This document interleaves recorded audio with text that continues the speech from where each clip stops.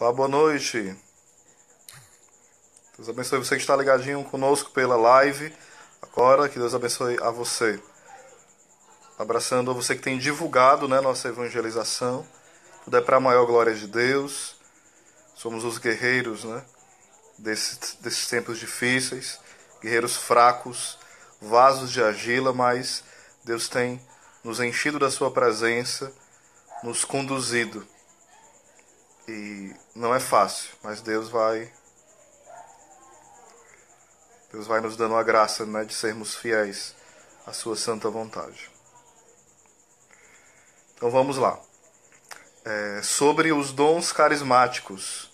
Os dons carismáticos que nós podemos ver lá em 1 Coríntios 12, Marcos 16, 1 Coríntios 13, 1 Coríntios 14 e em várias outras passagens da Bíblia, né, Atos dos Apóstolos, está recheado do uso dos carismas.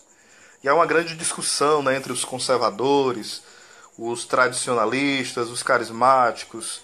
Não, os dons cessaram na época um pouco depois dos apóstolos. Foi só necessário para o início da igreja e pronto, né? O próprio São Jerônimo e Santo Agostinho, em alguns textos, achavam que alguns dons tinham cessado.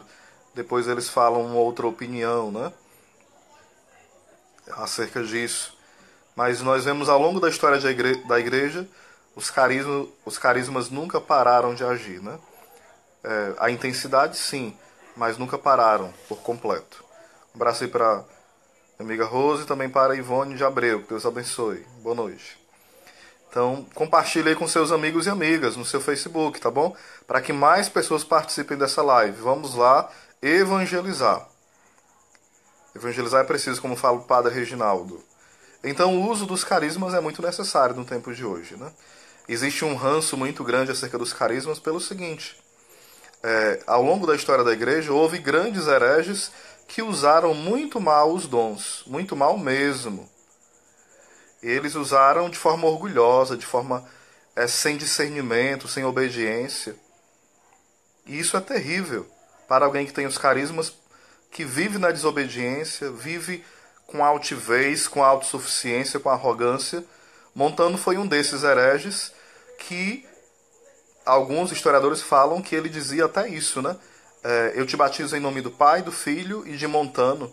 Ele se achava a própria encarnação do Espírito Santo, ou seja, uma blasfêmia, uma loucura. Não é porque ele tinha os dons carismáticos que ele poderia se colocar acima dos bispos, do Papa e se achar o cara, não. É preciso ter humildade no uso dos dons.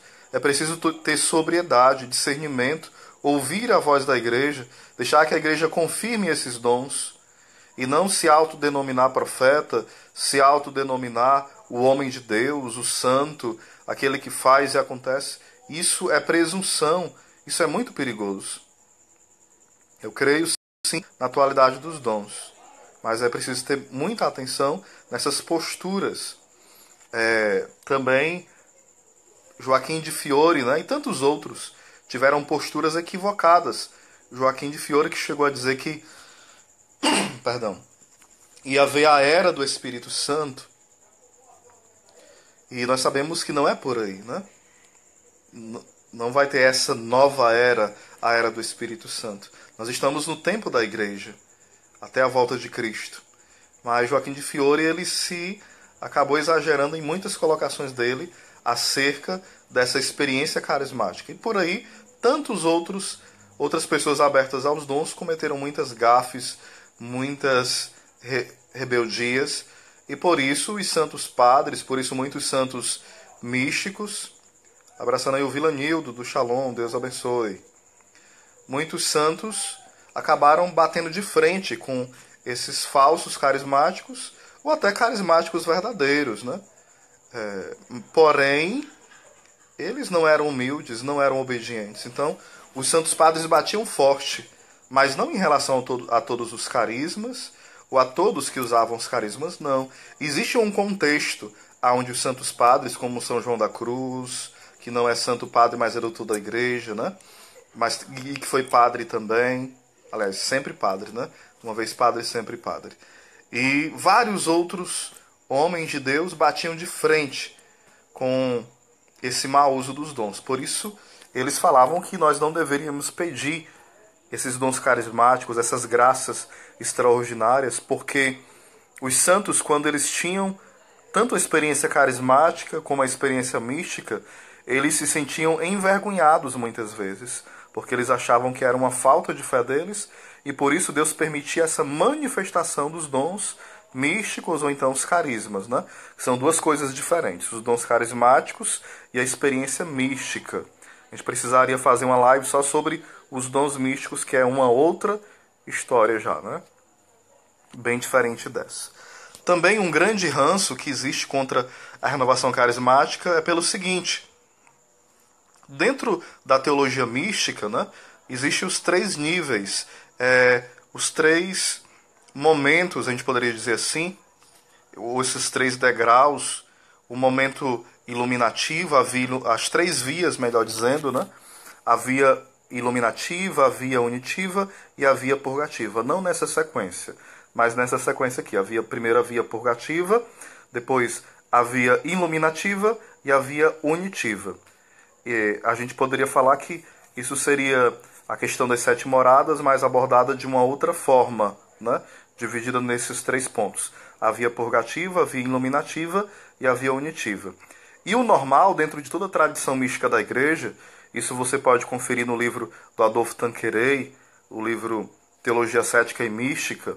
Então ele aqui é muito bom, você pode adquirir pela Nebli, pode adquirir também, você pode baixar em PDF. Tem várias editoras que lançou, né? Relançou esse livro. Então é um compêndio bem denso mesmo, que vale a pena, né? Lá desce mesmo sobre as virtudes teologais, as revelações particulares, muita coisa. É muito profundo mesmo. Teologia de ascética e mística. Um outro também que você pode aprofundar o assunto é o livro Quero Ver Deus, do Frei Eugênio Maria. Ele vai comentar também as moradas de Santa Teresa de Ávila. Um outro livro sobre isso seria também o livro Teologia da Perfeição Cristã. É muito bom mesmo. Tem um resumo dele em português, porque o Teologia da Perfeição Cristã são 1000 páginas e é em espanhol, do Roio Marinho, mas é fantástico, vale a pena comprar isso em espanhol, pela estante virtual ou pela editora Bach e outras editoras, né? Tem também um resumo desse livro, que é Ser ou Não Ser Santo. Ser ou Não Ser Santo, eis a questão, da editora Eclésia. Aí o livro é apenas 300 e poucas páginas e também vai abordar esses temas também, um pouco da teologia mística e outros assuntos da fé. Então, esses são um dos livros que você pode estar aprofundando isso. Um outro livro é Las Tres Idades de la Vida Interior, que é as 3 idades da vida interior. No Brasil não tem traduzido essa obra, mas tem um resumo dela no livro As 3 Vias e as 3 Convenções, do Garrigou Lagrange. O livro completo só está em espanhol em 2 volumes, mas vale a pena adquirir, tá bom? Você pode também adquirir. Vale a pena essas obras que são caras, mas que são muito raras, e vale a pena para o nosso crescimento nesse nível de pregação de teologia mística, né? Para quem está começando na caminhada, os santos não indicam esses livros de teologia mística, porque leva a gente a se orgulhar e se envaidecer, a se achar o cara, a se achar o grande místico só porque lê algo sobre experiências místicas, né? Levitação, estigmas, ler o coração das pessoas, a graça também da transverberação, a graça do dom da bilocação, a graça do êxtase, a graça dos arroubos, do voo e tantos outros dons místicos, né? Que a gente poderia estar falando. Então é preciso conhecer também essas obras. Ler o que o Concílio Vaticano II fala também sobre isso, né? Às vezes acontece que muitos criticam a renovação carismática ou defendem, mas não leem nada assim muito denso sobre isso. Um outro livro muito bom seria o livro do Frei Raniero Catalamessa, né? Ungidos pelo Espírito Santo. E um outro também é o Veni Creato, é o comentário ao Veni Creato, né? Que tem pela editora Canção Nova, e tem um bem antigo pela editora Vozes, que é o mesmo conteúdo. Então, vamos lá, continuando, né? Porque eu parei. Por que há um ranço, às vezes, uma dificuldade de acolher também a renovação carismática, muitas vezes? Um outro motivo seria a questão desse, como é que eu diria, dessa visão que foi fundado dentro do protestantismo, não fundado, mas a origem dessa questão da renovação foi surgindo também de alguma forma ligada ao protestantismo. E por conta disso, alguns padres resistem. Outros já começam a resistir porque simplesmente não acreditam em pronto, falta fé, né? E outros porque, lendo textos de São Tomás de Aquino, por exemplo, na Suma Teológica, fala sobre o dom de línguas, o dom de profecia, sobre alguns dons de revelação, né, na Suma Teológica. E também São João da Cruz fala que nós não devemos pedir os dons de forma temerária. O que é temerária? Eu peço e eu quero de qualquer jeito os dons, como se fosse uma obrigação de Deus me dar os dons. Isso é um entendimento errado. Eu tenho que desejar os dons, eu posso desejar os dons carismáticos, eu posso até pedir, né?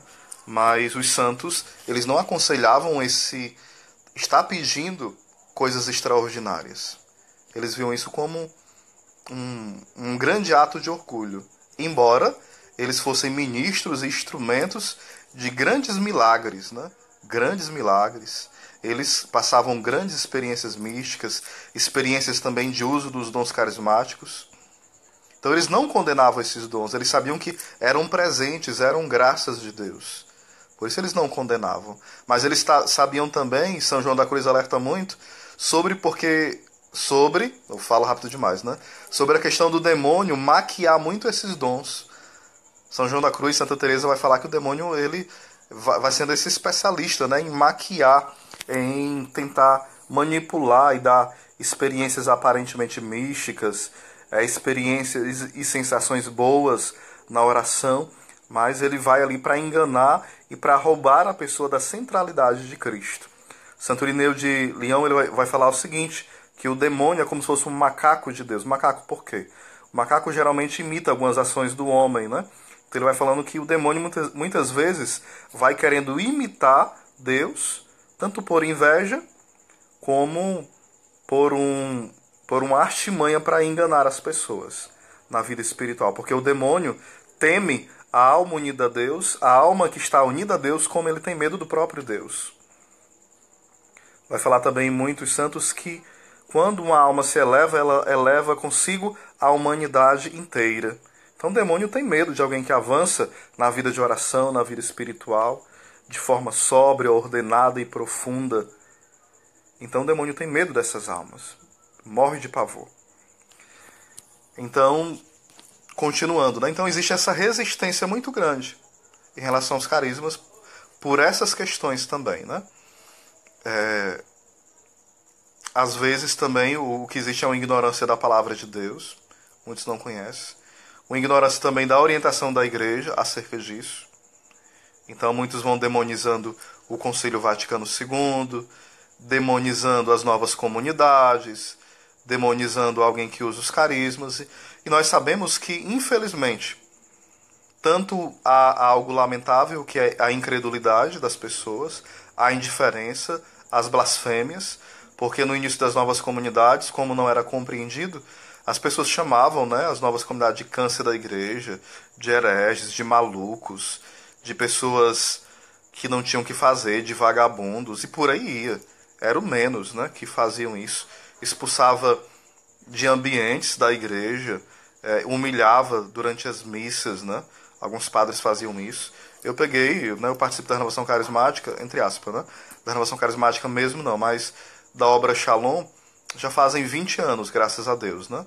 E da comunidade, que eu sou discípulo, segundo ano, eu entrei, aí eu me desliguei, fui para o seminário diocesano, passei um ano, depois eu retornei e continuei a caminhada na comunidade, né? Mas nunca perdi esse vínculo de unidade com a comunidade. E o que acontece? Ao longo desses anos eu vi vários padres nas homilias falando coisas de afronta mesmo à renovação carismática. Eu não condeno esses padres, quem sou eu, não condeno o discurso que eles fizeram na homilia, mas muitas vezes fizeram por não conhecer, por não terem experimentado, né? E às vezes por um simples querer mesmo, bater de frente e pronto. mas sem uma base firme, sem uma base sólida. Às vezes comentários muito nessa linha da TL, da teologia da libertação, né? Então, muito perigoso. Mas também a gente percebe que se encontra resistência à renovação carismática. Eu falei há pouco sobre a incredulidade, mas também existe a nossa culpa, minha tão grande culpa, né? Às vezes nós usarmos os carismas de forma sem ordem, de forma bagunçada. A gente vê que há pessoas que, em nome de Deus, fazem loucuras, né? E isso existe em todo canto. Existe dentro da Igreja Católica, existe dentro do movimento, dos grupos protestantes, né? E a renovação carismática, existem grupos muito sóbrios, muito obedientes à Igreja, mas tem grupos e pessoas que são desobedientes também, fazem coisas sem discernimento, imitam e muitos protestantes, né? Com pulos e danças sem nenhum discernimento, com gritarias sem noção, e começam a querer argumentar as suas loucuras, os seus devaneios, usando a Escritura, citando os santos.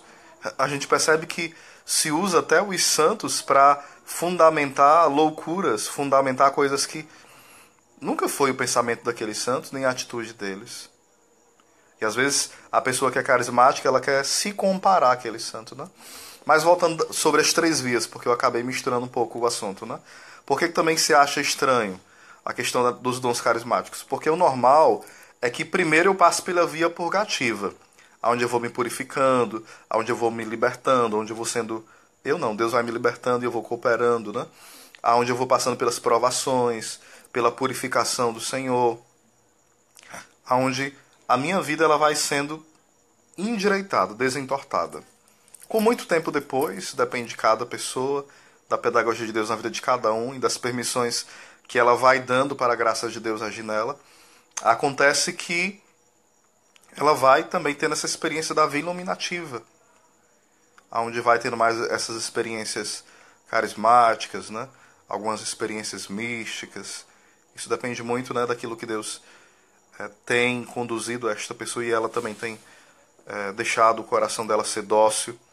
E somente depois algumas almas chegam nessa quinta morada, sexta e sétima, nessa via unitiva, a união da vontade, né, que já começa a acontecer na quinta morada, como fala Santa Teresa de Ávila. E o Frei Eugênio Maria também fala a respeito disso, né, no livro Quero Ver Deus. Então, com a renovação carismática, e a gente percebe que esse processo às vezes não acontece. Por quê? Às vezes a pessoa mal começou na renovação carismática, alguns meses depois já está proclamando profecias, proclamando palavra de ciência, curas, palavra de sabedoria, sendo instrumento de Deus para milagres na vida de outros. E a pessoa, não pode ser assim, porque não é assim. Mas Deus ele não se prende a isso. Deus não se prende a isso. E às vezes nós queremos prender Deus dentro de uma caixinha, né? Do nosso jeito. É do meu jeito porque é assim, e eu vou mostrar no papel que é assim. Eu não estou pregando aqui uma rebeldia contra a tradição mística. Porque eu amo estudar a tradição mística. E é isso que deve ser o nosso espelho, nós que bebemos da graça da renovação carismática. E devemos dar razão daquilo que nós vivemos. Um livro que eu indico também é O Pequeno Nada, para que a gente entenda um pouquinho dessas experiências místicas, carismáticas também. O Pequeno Nada, pela Cultor de Livros, né? Os livros também de São Pio de Pietrelcina, e tantos outros, né? Obras completas de Santa Teresa, São João da Cruz, Santa Teresinha. Santa Teresinha já não vai relatando muito essas experiências místicas não, né? Mas a simplicidade dela também nos ajuda muito a nós entrarmos numa vida de santidade e equilibrarmos as coisas. Então, entendido até aqui? Existe alguma pergunta, algum comentário de vocês? Vocês querem fazer alguma colocação?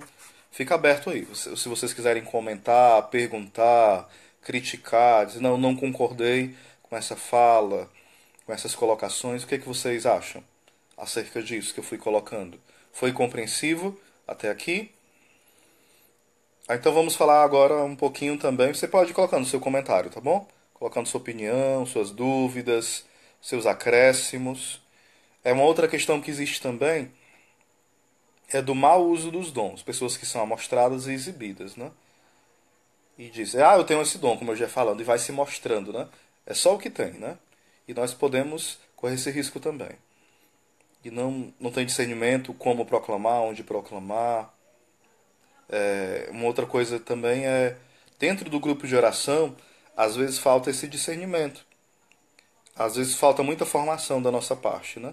Se nós bebemos desta graça, né, do batismo no Espírito, que o termo não quer dizer um novo batismo, nem que é um outro sacramento, não. É um termo usado para dizer que nós mergulhamos nessa efusão do Espírito. Então, o termo que é mais usado hoje é efusão por conta das confusões em torno desse termo que é usado, batismo no Espírito Santo. Mas é algo bem tranquilo usar esse termo, mas as pessoas fazem uma maior confusão por conta disso, né?